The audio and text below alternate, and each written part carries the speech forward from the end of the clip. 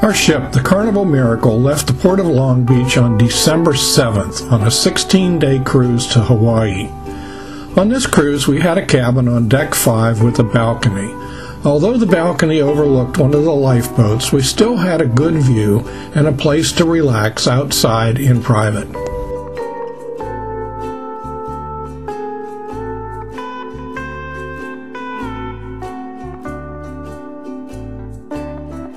Here are a few pictures of the striking 8-story atrium located amidship and which was, as you will see later, was the focal point of many events.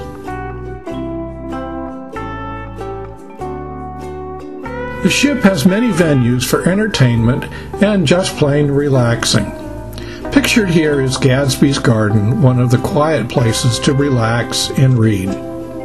One of the highlights of our 4 days at sea covering 2,500 miles, at least for us, were the daily presentations by Michelle, a naturalist who previously lived and worked in Hawaii. Her presentations included a description of the volcanic formation of the islands, how the Tahitians navigated to and from the islands using only nature, mostly the 3 W's, wind, water, and wings, basically following birds, which were learned and handed down through generations. She gave us information about the plants on the islands, reefs, and the fish populating the reefs and their Hawaiian names. She also filled us in on where and when we would be arriving at each island and the points of interest.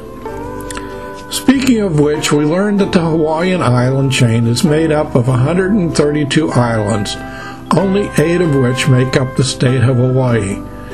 We also learned that the type of volcano on Hawaii are called shield volcanoes and tend to seep lava rather than explode. The islands are formed over a hot spot. The big island of Hawaii, the southernmost island, is currently over this hot spot. The islands move 3 to 5 inches a year to the northwest, and as you will notice in the pictures, the older islands become smaller and more eroded as they move. Tommy Green was one of our favorite entertainers. He originally learned to play Dave Matthews music, but he played a variety of tunes throughout the cruise. On the second sea day, we enjoyed the captain's celebration, which included free drinks.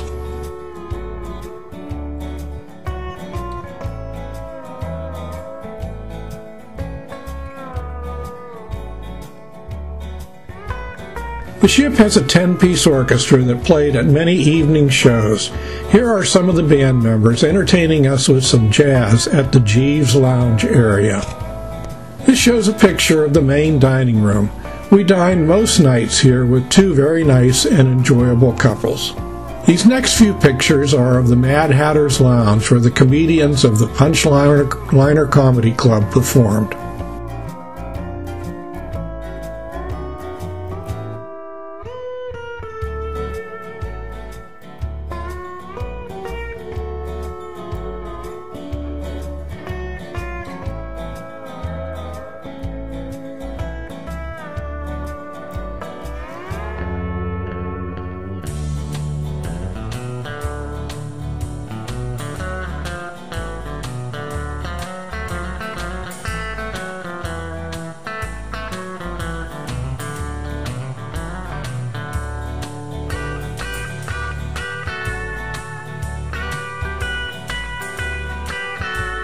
As we arrived at Maui, our first Hawaiian port of call, we were excited about going on the excursion we had planned, but it was not to be. There was a problem with the tour operator and the trip was canceled. The good news was that the ship excursion staff booked us to attend a luau later in the day. The luau trip involved a 45-minute bus ride to Lahaina on the other side of the island and the Hyatt Regency Resort, where the Drums of the Pacific luau was performed. On arrival, we were given a shell lei and tropical drinks.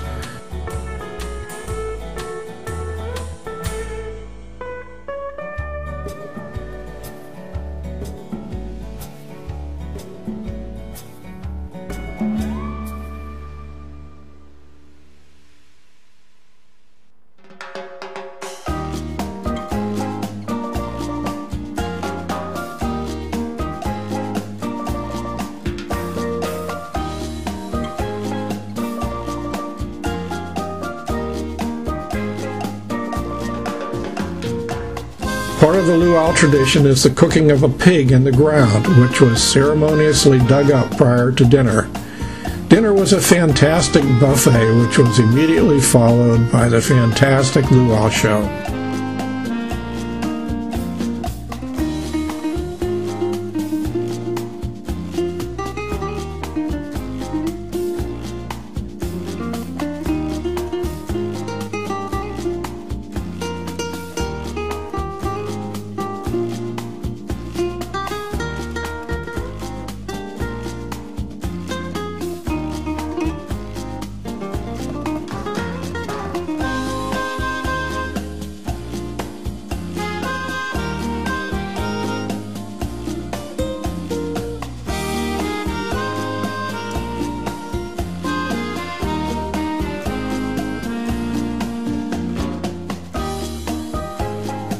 The next day we arrived in Honolulu. Here we each took separate tours, although there was some overlap at Pearl Harbor and the Punch Bowl.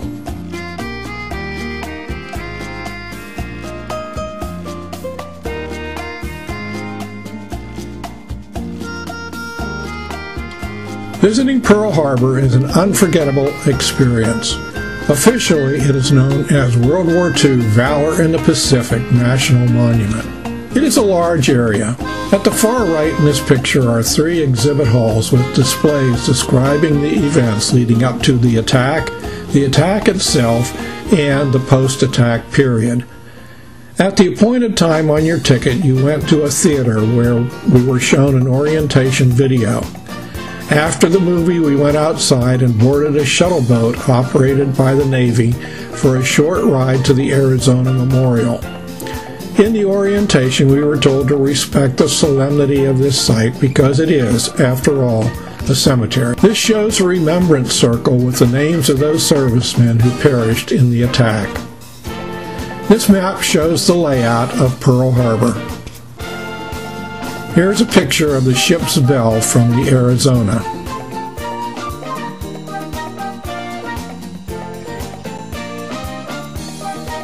This is a view of Ford Island across the harbor. This picture shows the mooring quays for the USS Nevada.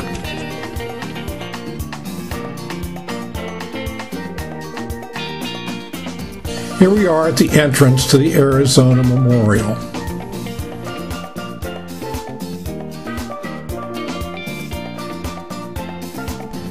Here are a couple views inside the memorial.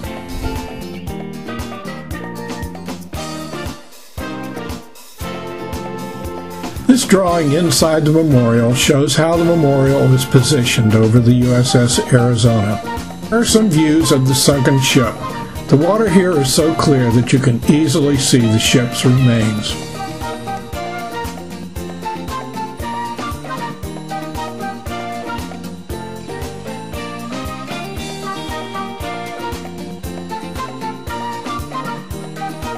This series of pictures shows the oil which is still leaking from the Arizona.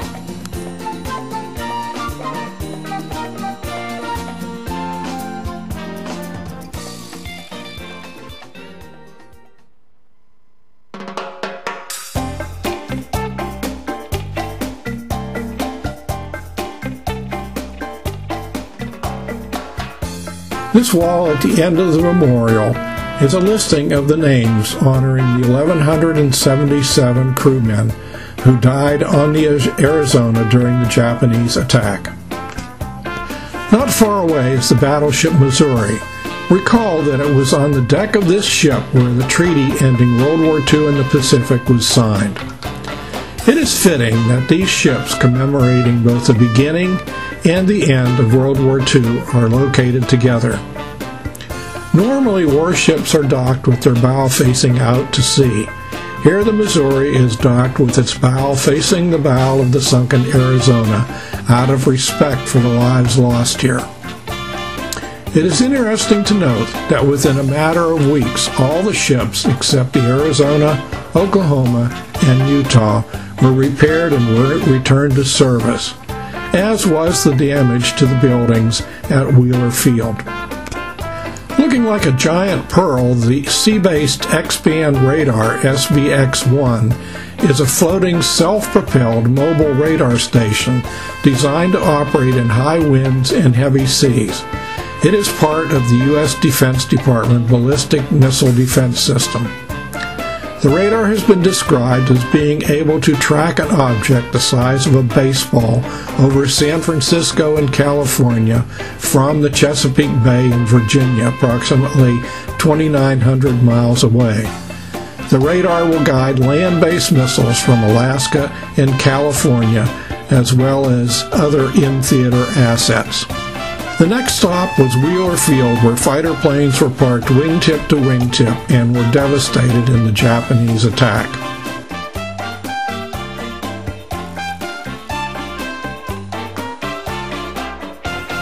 We had a wonderful buffet lunch at this restaurant at Wheeler Field. The Schofield Barracks are not far away and was on the path the Japs took in their attack on Wheeler Field. These barracks are probably better remembered as the location for the shooting of the movie From Here to Eternity.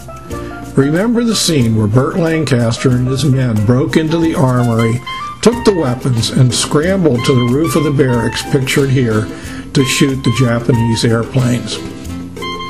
The Tropic Lightning Museum across the street from the barracks houses memorabilia from the U.S. Army 25th Infantry Division called Tropic Lightning.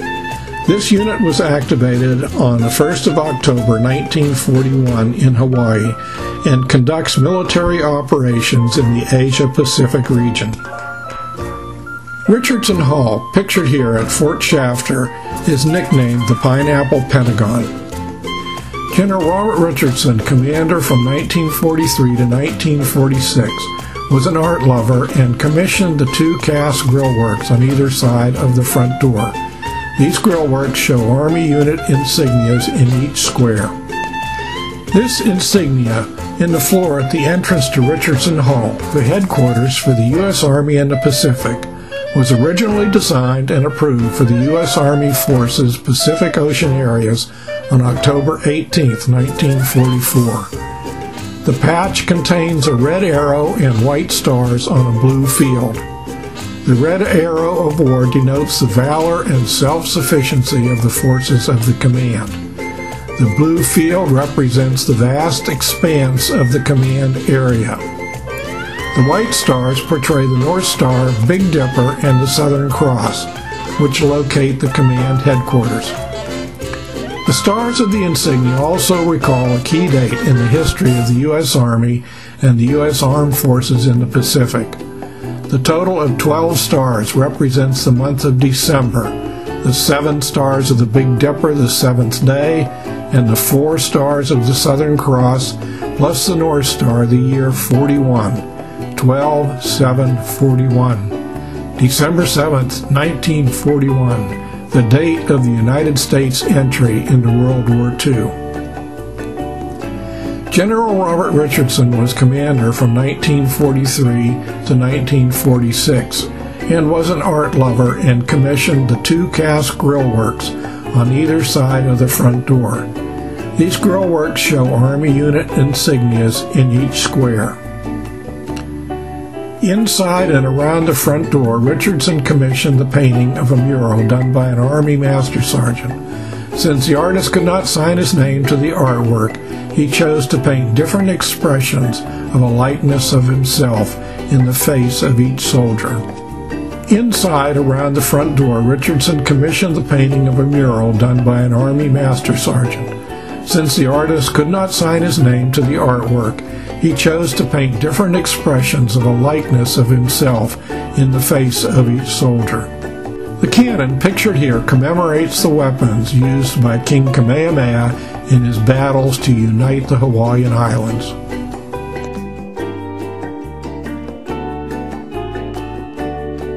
Driving up to the Punch Bowl crater, it looks just like any mountain from the outside.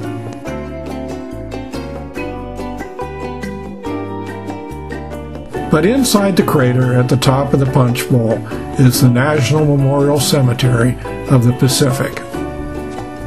This picture picture shows Iolani Palace, which was built at the cost of $362,000 in 1982. Two monarchs governed from Iolani Palace, King Kaluakaua and Queen Liliuokalani. This picture shows the iconic statue of King Kamehameha.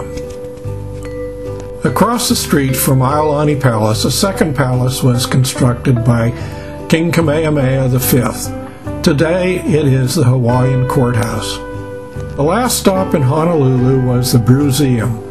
This is the family-owned business of our tour guide. Inside there is lots of war and military memorabilia. The bar upstairs presided over by our guide's father with an outside rooftop patio.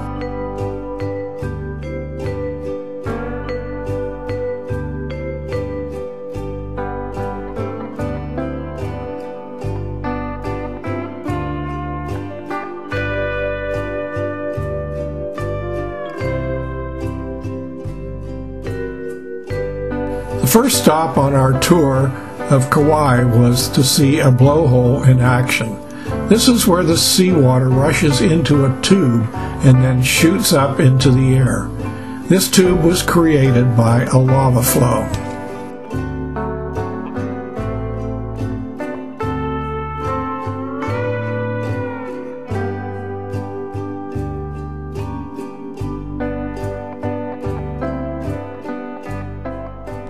Looking down the mountain toward the sea on our way to Waimea Canyon, it was interesting on all the islands to pass signs telling people that they are either entering or leaving a tsunami evacuation zone.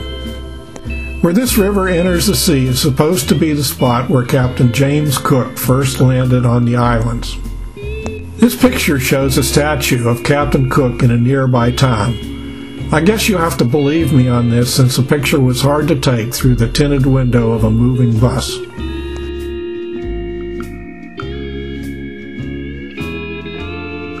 Here we are at Waimea Canyon, the Grand Canyon of the Pacific. Waimea means red water in Hawaiian.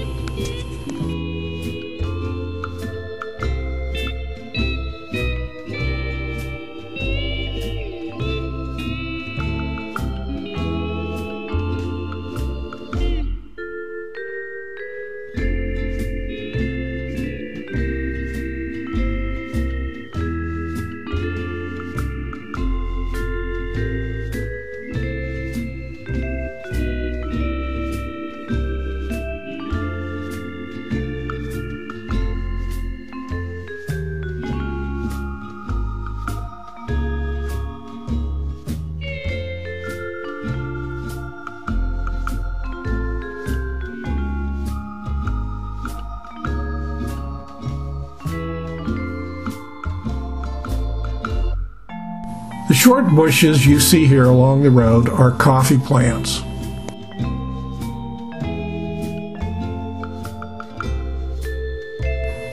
Guy Emoto, who lives on the islands, and another of our favorite musicians, entertains us on the Serenity deck as we sail away from the island of Kauai.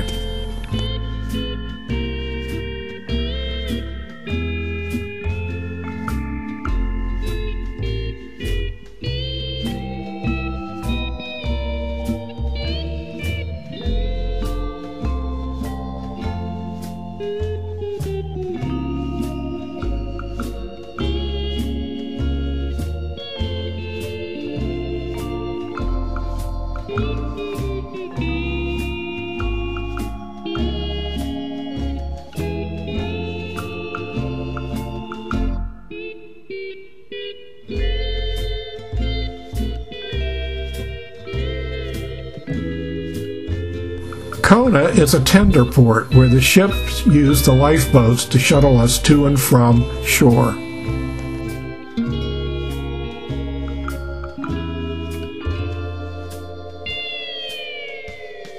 According to our guide, this is the second palace on Hawaii, making only 2 royal palaces in the U.S.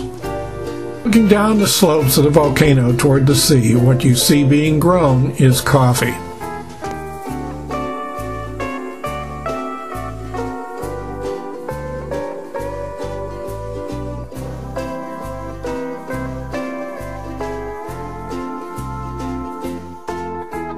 Our first stop was at this Royal Kona Coffee Visitor Center, where you could taste various flavors of Kona coffee and of course buy some.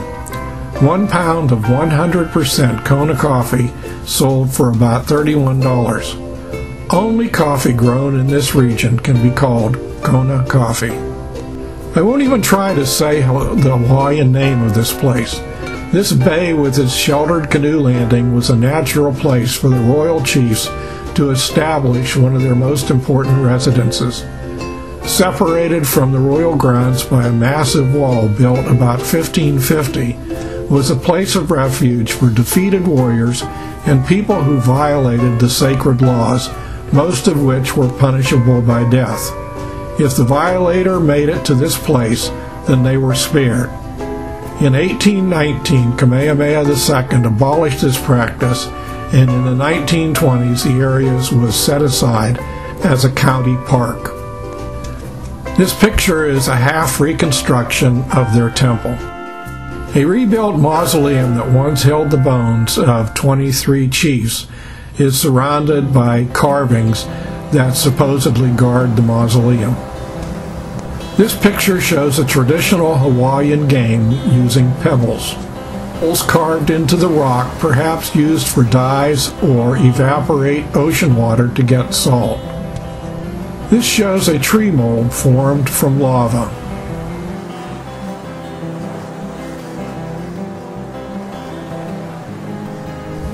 This beautiful cove is the landing for the royal canoes.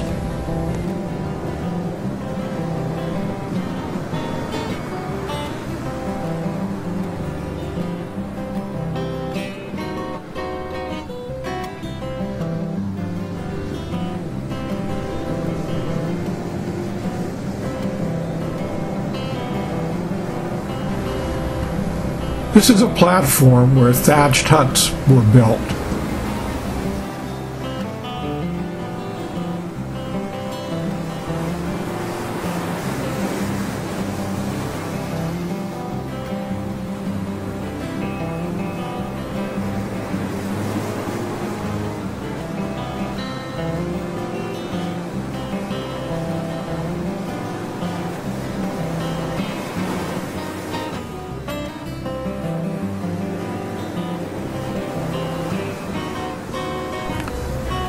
Here are a few scenes of the bay at Kona.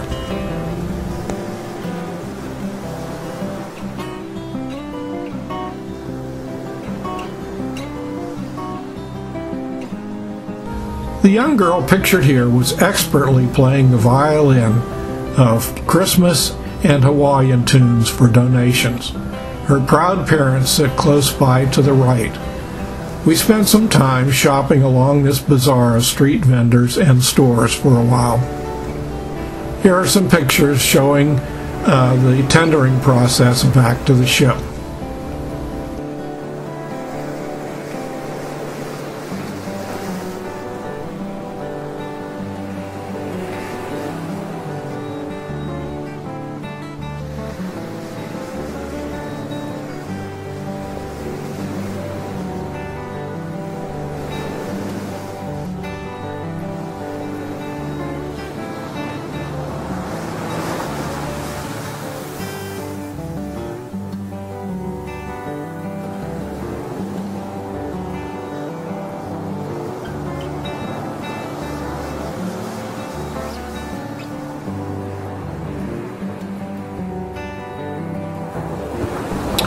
Hilo is dominated by this 13,000-foot volcano.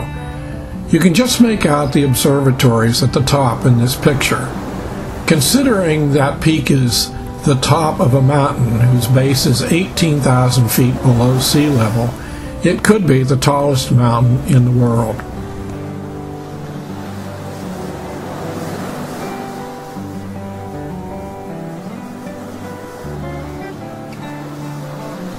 The area shown here was once occupied by homes and other buildings, but after so many tsunamis wiped them out, it was decided to make the area into a beautiful park.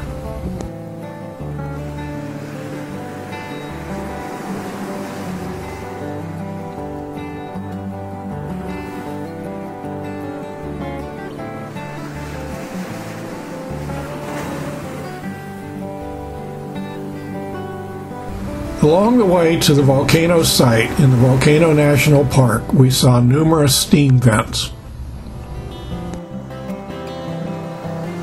The Jaeger Museum sits on the edge of the Kilauea crater.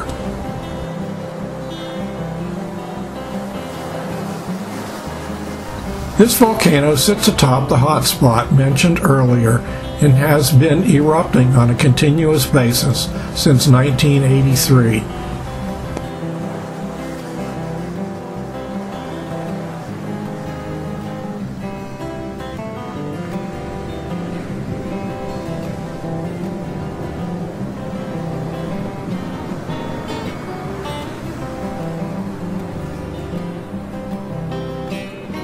The volcanoes Kilauea and Mauna Loa are among the world's most active volcanoes. These volcanoes continue to add land to the island of Hawaii.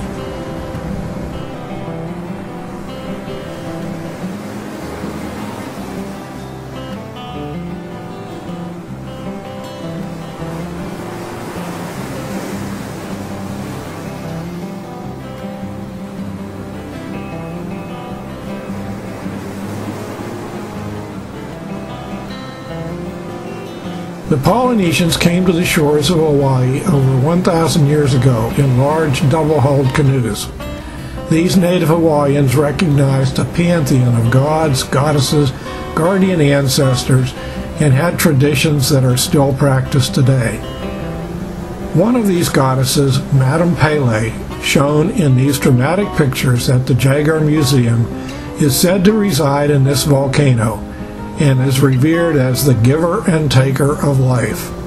Respect for her presence is essential in a land where evidence of her work abounds and where landscapes can be transformed overnight. Last stop on this tour was at the Mauna Loa macadamia nut farm and factory. While Loretta shopped in the visitor center, I got some macadamia nut and coconut ice cream and went up to the second floor walkway of the factory, where you can look in to see the processing of macadamia nuts into candies and finally being packaged. Much of this entire process was being done entirely by hand. The 4 days at sea on the way back was just as eventful as the 4 days going. Shows were fantastic, including one that featured the Camp Carnival kids. One of the highlights was the Let It Snow celebration in the atrium, where they dropped glitter to give the appearance of snowing. We had a couple of rough days at sea with 20-foot swells and winds over 40 miles per hour across the outside decks.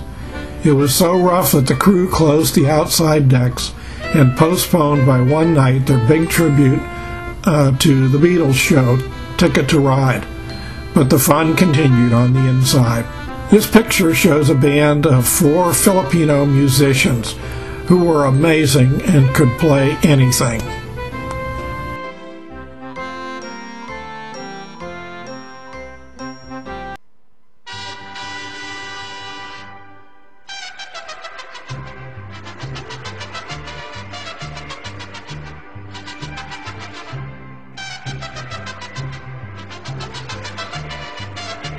Our last port of call was Ensenada, Mexico.